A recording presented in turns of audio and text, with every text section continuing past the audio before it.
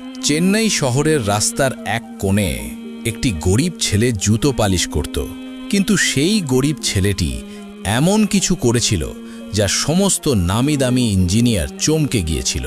যে মেশিনের কাছে চীন, আমেরিকা, রাশিয়া, জাপানের মতো বড় বড় ইঞ্জিনিয়ার হার মেনে গিয়েছিল, সেখানে জুতো পালিশ করা গরিব ছেলেটি এই কাজ খুব সহজে করেছিল। কিন্তু কিভাবে? এই গরিব ছেলেটি ইঞ্জিনিয়ার ছিল নাকি জুতাই পালিশ করত? চেন্নাই শহরে এক ইলেকট্রনিক সিটিতে সকালটা কিছুটা আলাদা ছিল। রাস্তার ঠিক মাঝখানে একটি বিশাল ও জাঁকজমকপূর্ণ ভবন দাঁড়িয়েছিল, যার নাম অরিজিনাল রেইন্ডার রোবোটিক্স লিমিটেড। এই কোম্পানি ভারতকে আর্টিফিশিয়াল ইন্টেলিজেন্স আর ইন্ডাস্ট্রিয়াল অটোমেশনের দুনিয়ায় নতুন পরিচয় এনে দিয়েছিল। বিশ্বের অনেক দেশে এর মেশিনগুলো কাজ করছিল, কিন্তু আজ সেই একই ভবনের ভেতরে যেন স্তব্ধ হয়ে গিয়েছিল। কয়েকদিন ধরে কোম্পানির সবচেয়ে গুরুত্বপূর্ণ আর সবচেয়ে ব্যয়বহুল প্রজেক্ট সম্পূর্ণ বন্ধ পড়েছিল। 20 কোটির খরচে তৈরি হাইড্রোলিঙ্ক হাই 200 নামে বিশাল অটোমেশন মেশিন, যেটা পুরো প্রজেক্টের মূল চালিকা শক্তি ছিল, কিন্তু হঠাৎ অচল হয়ে গিয়েছিল। এই মেশিন বন্ধ হতেই পুরো উৎপাদন প্রক্রিয়া থেমে গিয়েছিল। প্রতিদিন প্রায় কোটি টাকার ক্ষতি হচ্ছিল। 10 দিনে 20 কোটির বেশি লোকসান। আর তার থেকেও বড় ক্ষতি ছিল কোম্পানির বদনাম। আজ পর্যন্ত অরিজিনাল রেন্ডার রোবোটিক্সে এমন কখনো হয়নি। দেশ বিদেশ থেকে বড় বড় ইঞ্জিনিয়ার ডেকে আনা হয়েছিল। চীন, আমেরিকা, রাশিয়া, জাপান থেকে আসা টিমগুলো মেশিনের প্রতিটি অংশ পরীক্ষা করেছিল।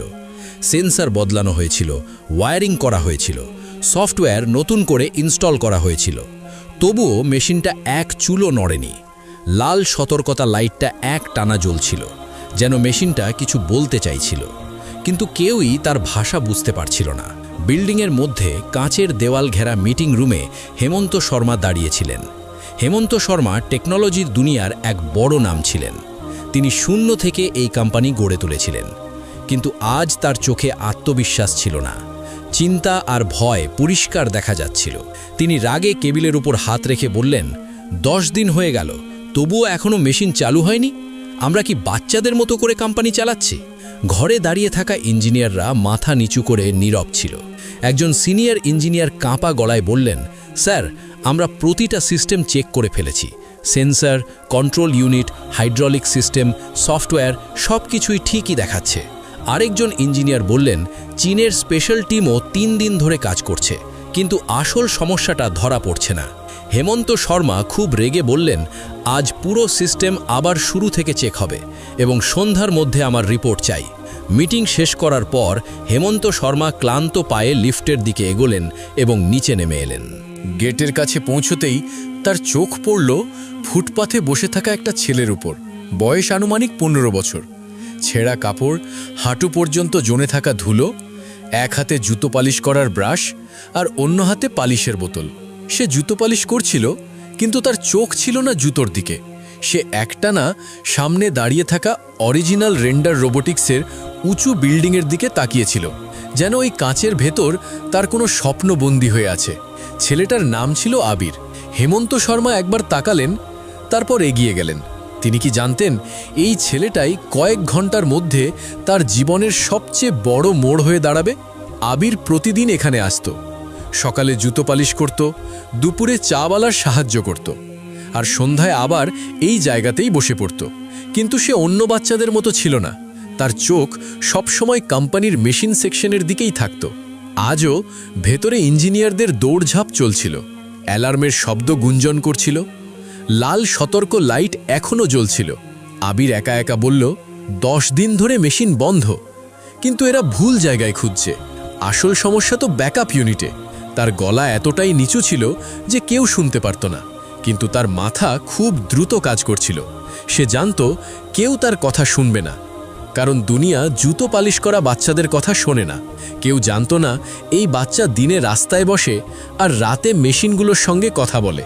কেউ জানত না তার জীবন কতটা নীরবতার মধ্যে লড়াই করছে। আবির বিল্ডিংয়ের দিকে তাকিয়ে মনে মনে বলল, ইস, যদি আমাকে শুধু 5 মিনিট দেওয়া হতো, মাত্র 5 মিনিটে এই মেশিনটা ঠিক করে দিতে পারতাম। আবিরের কাছে ওই বিল্ডিংটা শুধু কাঁচ আর স্টিলের একটা কাঠামো ছিল না, সেটা তার কাছে এক প্রশ্ন, একটা চ্যালেঞ্জ, একটা স্বপ্ন ছিল। সারাদিন রাস্তার ধারে বসে জুতো পালিশ করলেও তার মন সেখানেই আটকে থাকত। ব্রাশ তার হাতে চলত, কিন্তু তার মন মেশিনগুলোর ভেতরে ঘুরে বেড়াত। লোকজন আসত, জুতো পালিশ করাতো আর চলে যেত। কেউ ঠিক করে তার মুখের দিকেও তাকাতো না। সবাই মনে করত সে এক গরিব ছেলে। দিন শেষে কয়েকটা টাকা পেলেই যথেষ্ট। সন্ধ্যা নামতেই যখন অফিসগুলোর লাইট জ্বলে উঠত আর কর্মীরা তাদের বাড়ির দিকে ফিরতে শুরু করত, তখন আবির তার ছোট্ট জিনিসপত্র গুছিয়ে নিত। তার পা দ্রুত চলত। মনের ভেতর একটা অস্থিরতা থাকত, কারণ রাতই ছিল তার আসল স্কুল। সেই স্কুল যেখানে বই ছিল না, ব্ল্যাকবোর্ড ছিল না, কিন্তু মেশিন ছিল, মরচে ধরা যন্ত্রপাতি ছিল। সেখানে বৃদ্ধ ছিল। সেই বৃদ্ধ ছিল তার জীবনের সবচেয়ে বড় গুরু। ওই বৃদ্ধ মানুষটি ছিল আবিরের নানু। শহরের এক পুরনো মহল্লায় সরু গলির ভেতর তাদের ছোট্ট একটা গ্যারেজ ছিল। টিনের ছাদ, ভাঙাচোরা দোকান, তার কোণে পড়ে থাকা ভাঙা পাখা, পুরনো জেনারেটর আর আধখোলা স্কুটার। কিন্তু আবিরের কাছে এই জায়গাটা কোনো স্কুলের চেয়ে কম ছিল না। এখানেই সে মেশিনের ভাষা শিখেছিল। নানু একসময়ে এই অরিজিনাল রেন্ডার রোবটিক্সেই সিনিয়র ইঞ্জিনিয়ার ছিলেন। তিনি সেই দিনগুলোর সাক্ষী যখন হেমন্ত শর্মা ছোট ঘরে বসে কোম্পানির স্বপ্ন দেখতেন। কিন্তু সময় বদলালো, সম্পর্ক বদলালো, আর নানু এই দুনিয়া থেকে বাইরে চলে গেলেন। এখন তার পরিচয় ছিল শুধু এক বৃদ্ধ মেকানিক, কিন্তু তার ছিল প্রবল অভিজ্ঞতা। রাতে গ্যারেজের দরজা খোলা থাকত, ভেতরে শুধু যন্ত্রপাতির টুংটাং শব্দ শোনা যেত। নানু কোনো পুরনো মোটর খুলতেন আর আবির মনোযোগ দিয়ে দেখত। নানু বোঝাতেন, এই পেজটা শুধু লোহার টুকরো নয়, এ পুরো মেশিনকে বেঁধে রাখে। যদি ভুল জায়গায় ঘুরিয়ে দেওয়া হয় তাহলে পুরো ব্যবস্থা নষ্ট হয়ে যেতে পারে। আবির চুপচাপ শুনত আর প্রতিটা কথা নিজের ভেতরে বসিয়ে নিত। নানু প্রায়ই বলতেন, মেশিনকে শুধু চোখ দিয়ে দেখো না, তাকে অনুভব করো, তার শব্দ শোনো, তার কম্পন বোঝো। প্রতিটা মেশিন কথা বলে। আবির হেসে ফেলত। তার কাছে এসব অদ্ভুত লাগত, কারণ সে সত্যিই মেশিনের আওয়াজ শুনতে পারত। সে জানত না এটা সাধারণ বোঝাপড়া নয়, বরং এক অসাধারণ ক্ষমতা। বাড়ির ভেতরের অবস্থা ভালো ছিল না। আবিরের মা প্রায়ই অসুস্থ থাকত, শরীর দুর্বল হয়ে গিয়েছিল। আবিরের মায়ের সব সময় ওষুধ লাগত, কিন্তু তাদের কাছে টাকা থাকত না। অনেকবার আবির দেখেছে টাকার অভাবে তার মা অর্ধেক ওষুধ খেত, যাতে পরের দিন খাবারের জন্য কিছু বাঁচে। মা যখনই তাকে দেখত হাসত আর বলতো, আমি ঠিক আছি। কিন্তু আবির জানত ওটা মিথ্যে। রাতে যখন সে ক্লান্ত হয়ে মেঝেতে শুয়ে পড়ত, তখনও তার মাথা মেশিনগুলোর মাঝেই ঘুরে বেড়াত। তার মনে পড়ত অরিজিনাল রেন্ডার কোম্পানির সেই বিশাল মেশিনটার কথা, যেটা 10 দিন ধরে নীরবে দাঁড়িয়েছিল। তার মনে হতো যেন মেশিনটা কষ্টে আছে আর সাহায্যের জন্য ডাকছে। সে ভাবত, যদি তাকে কিছুক্ষণের জন্য ওই মেশিনটা দেখতে দেওয়া হতো তাহলে সে তার ব্যথা বুঝতে পারবে। পরদিন সকালে যখন সে আবার কোম্পানির গেটের কাছে পৌঁছালো, তখন পরিবেশ আগের থেকেও বেশি চাপা উত্তেজনায় ভরা ছিল। ইঞ্জিনিয়ারদের মুখ বিষণ্ণ ছিল, গার্ডরা কঠোর ছিল, সবাই তাড়াহুড়ো করছিল। প্রতিদিনের মতো আবির জুতো পালিশ করতে লাগলো, কিন্তু আজ তার মন অন্য কোথাও ছিল। তার মায়ের ওষুধ শেষ হয়ে গিয়েছিল। রাতে নানু বলেছিলেন, দুনিয়া গরিবের ট্যালেন্ট ততক্ষণ পর্যন্ত চেনে না যতক্ষণ না সে দুনিয়াকে একটা ধাক্কা দেয়। ওই কথাটাই আবিরের হৃদয়ে বারবার বাজছিল। তার টাকা দরকার ছিল, কিন্তু তার থেকেও বেশি তার সুযোগ দরকার ছিল। সে জানত যদি সে ওই মেশিনটা ঠিক করে দিতে পারে তাহলে হয়তো তার জীবন বদলে যাবে। এবার সে বিল্ডিংয়ের দিকে এগিয়ে গেল। সাহস করে সে গার্ডকে বলল, শুধু 5 মিনিট আমাকে মেশিনটা দেখতে দাও। এই কথা বলতেই গার্ড তাকে ধাক্কা দিয়ে পিছনে সরিয়ে দিল। কিছু লোক হাসতে লাগলো। কেউ বলল, এই বাচ্চাটা পাগল। কেউ বলল, এ তো ল্যাপটপও চালাতে জানে না আর মেশিন সারতে এসেছে। দামি দামি ইঞ্জিনিয়াররা যেখানে ফেল করছে আর এই বাচ্চা কি বলছে। আবির কিছু বলল না। সে চুপচাপ উঠে এক কোণে গিয়ে বসে পড়ল। কিন্তু তার চোখে এখনও সেই একই স্বপ্ন ছিল। ভেতরে ভেতরে সে ঠিক করে ফেলেছিল সে হার মানবে না, কারণ তার কাছে এটা শুধু একটা মেশিন ছিল না, এটা ছিল তার মায়ের ওষুধ, এটা ছিল তার নানুর ইজ্জত, আর হয়তো তার নিজের পরিচয়ও। সে জানত না এই জেদ, এই নীরব বিশ্বাসী তাকে ওই দরজার ভেতরে নিয়ে যাবে। সেদিন দুপুরে অরিজিনাল রেন্ডার রোবটিক্সের ভেতরে একটা অন্ধকার আর ভারী পরিবেশ ছড়িয়েছিল।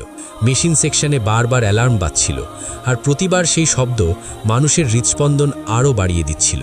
ইঞ্জিনিয়ারদের মুখ ক্লান্ত আর ভয়ে ভরা ছিল। তারা মনে মনে ভাবছিল, যদি কিছু না হয় তাহলে কাল কি হবে কেউ জানত না। আবির বাইরে ফুটপাতে বসে সব দেখছিল। তখন সে জুতো পালিশ কম করছিল আর কোম্পানির দিকে বেশি তাকাচ্ছিল।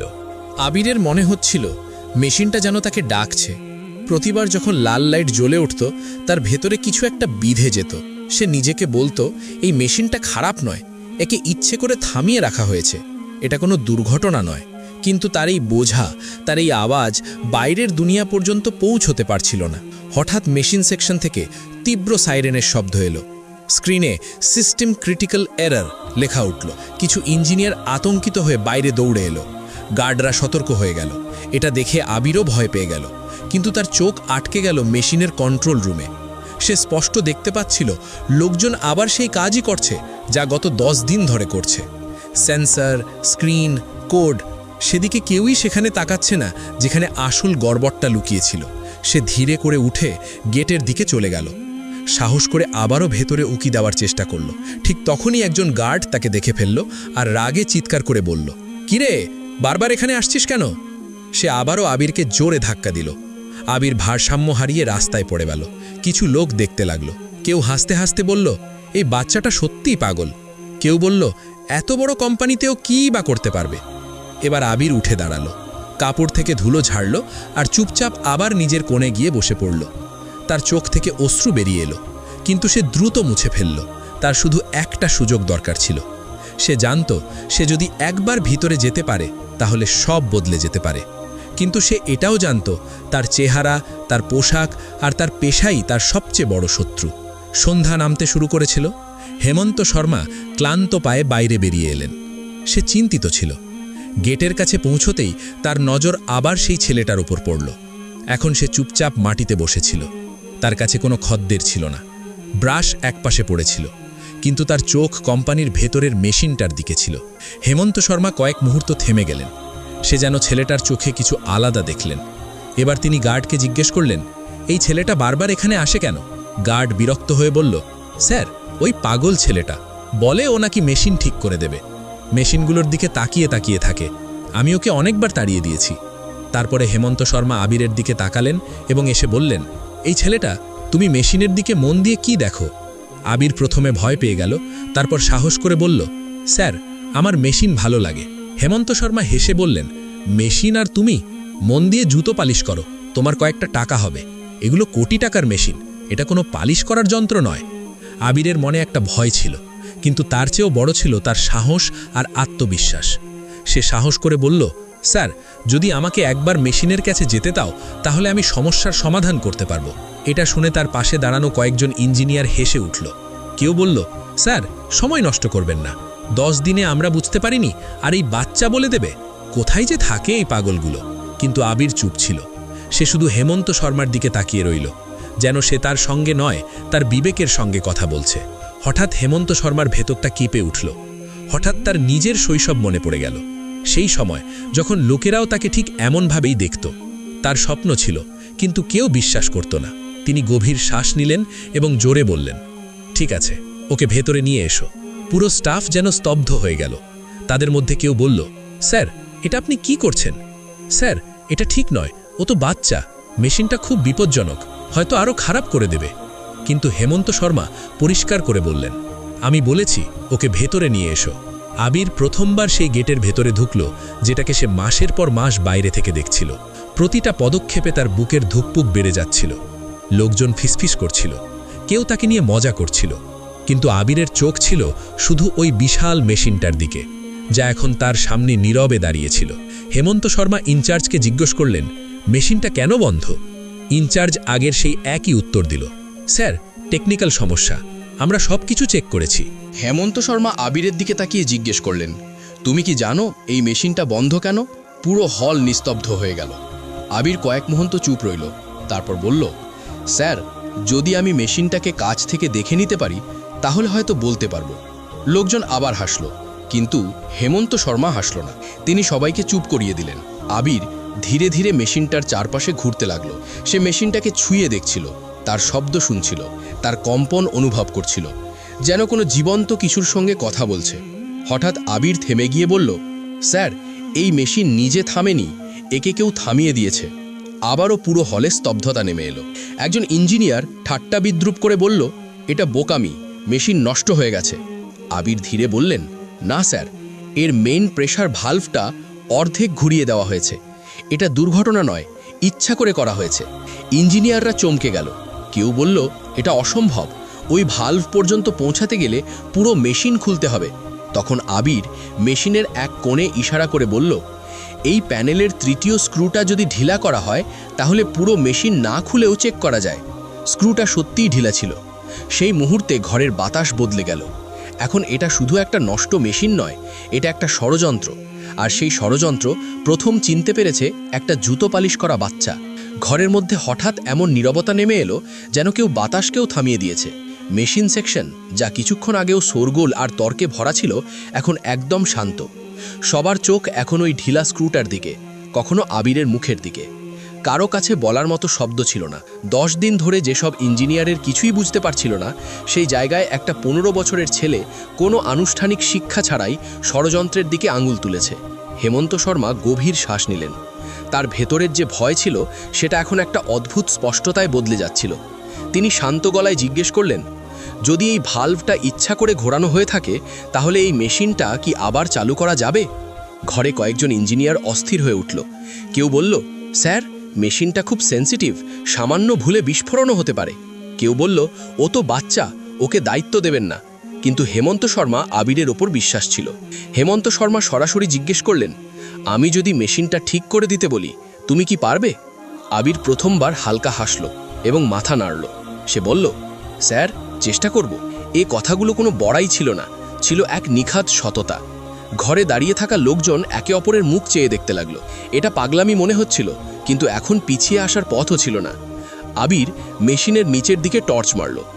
একজন ইঞ্জিনিয়ার দ্বিধা নিয়ে টর্চ বাড়িয়ে দিল। আলো পড়তেই আরবের মুখ গম্ভীর হয়ে গেল।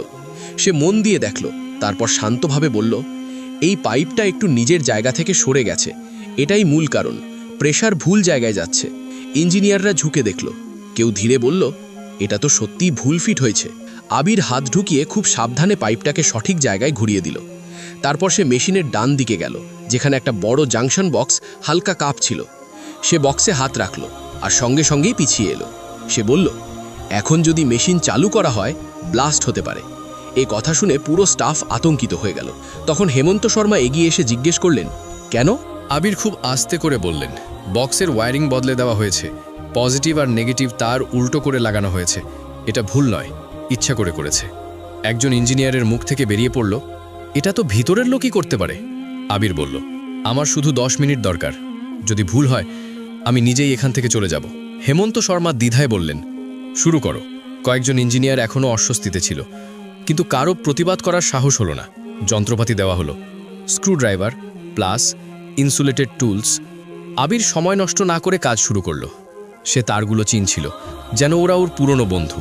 ভুলভাবে জোড়া তার খুলে ফেলল, তারপর ঠিক ক্রমে আবার জুড়ে দিল। স্ক্রিনে ডেটা বদলাতে লাগলো, প্রেশার লেভেল স্থির হতে লাগলো। ঘরে দাঁড়িয়ে থাকা লোকজন নিঃশ্বাস আটকে সব দেখছিল। কারো বিশ্বাস হচ্ছিল না এটা একটা বাচ্চার হাতে হচ্ছে। যখন 10 মিনিট পূর্ণ হলো, আবির মেশিনের সামনে দাঁড়িয়ে বলল, এখন এটা চালু করুন। কিছু লোক ভয় পেয়ে গেল। কেউ বলল, এখনই করবেন না। কিন্তু হেমন্ত শর্মা কথা শুনলেন না। তিনি আবিরের দিকে তাকিয়ে বললেন, তুমিই অন করো। আবির ধীরে ধীরে মেইন বাটনের কাছে গেল। এক মুহূর্ত চোখ বন্ধ করল, তারপর button chapel. 1 second, 2 second, 5 second. প্রতিটা সেকেন্ড যেন পাহাড়ের মতো ভারী লাগছিল। হঠাৎ মেশিনের ভেতর নড়াচড়া শুরু হলো। লাল লাইট নিভে গেল আর তার জায়গায় সবুজ লাইট জ্বলে উঠল। পুরো মেশিনটা জেগে উঠল, যেন 10 দিনের ঘুমের পরে কেউ তাকে ডেকে তুলেছে। ঘরে শোরগোল উঠল। কেউ বলল, হয়ে গেছে। কেউ তালি দিল, কেউ অবিশ্বাসে মাথা নাড়ল। কিন্তু হেমন্ত শর্মা চুপচাপ দাঁড়িয়েছিলেন। তার চোখ ভিজে গিয়েছিল আর দৃষ্টি ছিল আবিরের দিকেই। তিনি ধীরে বললেন, তুমি করে দেখালে। আবির মাথা নিচু করে বলল, স্যার, আমি কিছু করিনি। মেশিন নিজেই বলছিল তার কি কষ্ট হচ্ছে। সেই মুহূর্তে হেমন্ত শর্মা বুঝলেন, এই বাচ্চাটা শুধু একটা প্রতিভা নয়, একটা গল্প। একটা এমন গল্প যার সত্য এখনও পুরোপুরি সামনে আসেনি। তার মনে একটা প্রশ্ন জোরালো হলো, এই বাচ্চাটা আসলে কে? মেশিন চালু হতেই পুরো হল যেন নিঃশ্বাস নিতে লাগলো। 10 দিনের চাপা উত্তেজনা এক ঝটকায় ভেঙে গেল।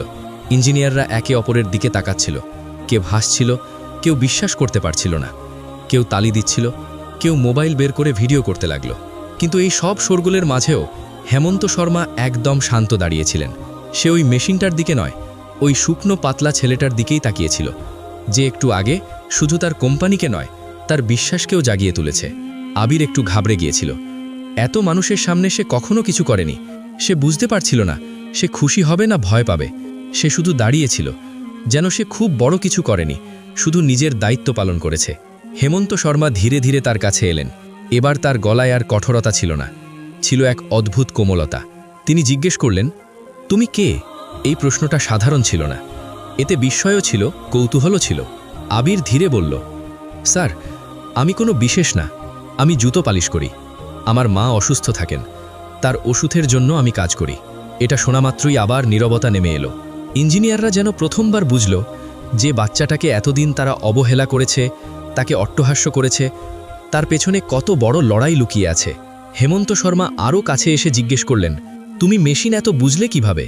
আবির বলল, রাতে সে তার নানুর ছোট গ্যারেজে কাজ করে, সেখানে পুরনো মেশিন খুলে দেখে, আবার জোড়া লাগাই। তার কথায় কোনো অভিযোগ ছিল না, ছিল শুধু সত্য। হেমন্ত শর্মা কেঁপে উঠল। তিনি জিজ্ঞেস করলেন, তোমার বাবা কোথায়? আবির মাথা নিচু করে বলল, আমি জানি না, আমি তাকে কখনো দেখিনি। এই উত্তর হেমন্ত শর্মার কাছে যেন আঘাতের মতো লাগলো। তিনি আবিরের মুখটা ভালো করে দেখলেন, সবকিছুই যেন তার চেনা লাগছিল। একটা পুরনো স্মৃতি, যেটা তিনি অনেক বছর আগে চাপা দিয়ে রেখেছিলেন, আজ সামনে এসে দাঁড়িয়েছে। হেমন্ত শর্মা ধীরে জিজ্ঞেস করলেন, তোমার মায়ের নাম কি? আবির বলল, মালতী। পুরো নাম মালতী শর্মা। এই কথা শুনেই হেমন্ত শর্মা স্তব্ধ হয়ে গেল। তার মুখ ফ্যাকাশে হয়ে গেল। কয়েক মুহূর্তের জন্য তার শ্বাস আটকে গেল। মালতী শর্মা, এই নামটা তার অনেক দিন আগের চেনা, যাকে তিনি 15 বছর আগে এক ভুল বোঝাবুঝির কারণে ছেড়ে দিয়েছিলেন। সেই সময়, সেই ঝগড়া, সেই দূরত্ব, সবকিছু তার চোখের সামনে ঘুরে গেল। কাঁপা গলায় হেমন্ত শর্মা জিজ্ঞেস করলেন, তোমার বয়স কত? আবির বলল, 15 বছর। একই বয়স, একই সময়, একই গল্প। হেমন্ত শর্মা সেখানেই একটা চেয়ারে বসে পড়লেন। তার হাত কাঁপছিল। তারপর খুব আস্তে বললেন, তোমার মা কি কখনো তোমার বাবার ছবি দেখিয়েছে? আবির বলল, না। মা বলেন কিছু ছবি হারিয়ে গেছে, আর কিছু তিনি নিজেই ছিঁড়ে ফেলেছেন। এবার হেমন্ত শর্মার আর কোনো প্রমাণের দরকার ছিল না। তার সামনে দাঁড়িয়ে থাকা ছেলেটাই ছিল তার নিজের ছেলে, যাকে ভাগ্য 15 বছর পর তার সামনে এনে দাঁড় করিয়েছে। হেমন্তের চোখ থেকে অশ্রু গড়িয়ে পড়ল। তিনি হঠাৎ আবিরকে বুকে জড়িয়ে ধরলেন। আবির ঘাবড়ে গেল। সে কখনো কোনো ধনী মানুষকে এভাবে কাঁদতে দেখেনি। হেমন্ত ভাঙা গলায় বললেন, বেটা, ক্ষমা করে দাও। আমি জানতাম না, আমি তোমাকে হারিয়ে ফেলেছিলাম। ঘরে দাঁড়িয়ে থাকা লোকজন হতভম্ব হয়ে গেল।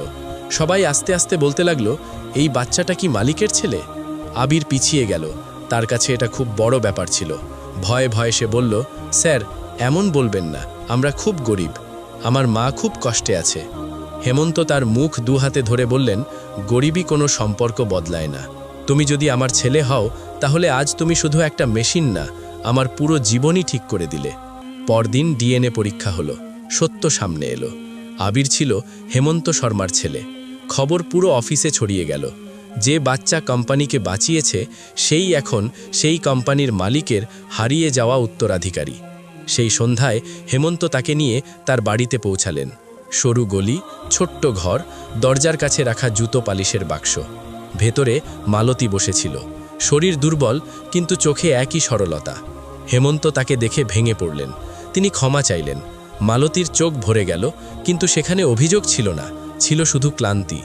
মালতী বললেন, এখন দেরি হয়ে গেছে, কিন্তু হয়তো ভাগ্য এবার সঠিক সময় বেছে নিয়েছে। মালতীর চিকিৎসা শুরু হলো। নানুকে সম্মানের সঙ্গে কোম্পানিতে ফিরে আনা হলো। আবিরকে ভালো স্কুলে ভর্তি করা হলো। কিন্তু সবচেয়ে বড় কথা, আবিরের পরিচয় আর শুধু একটা জুতো পালিশ করা বাচ্চার মধ্যে সীমাবদ্ধ রইল না। সে ছিল এক ছেলে, এক প্রতিভাবান মস্তিষ্ক, এক ভবিষ্যৎ।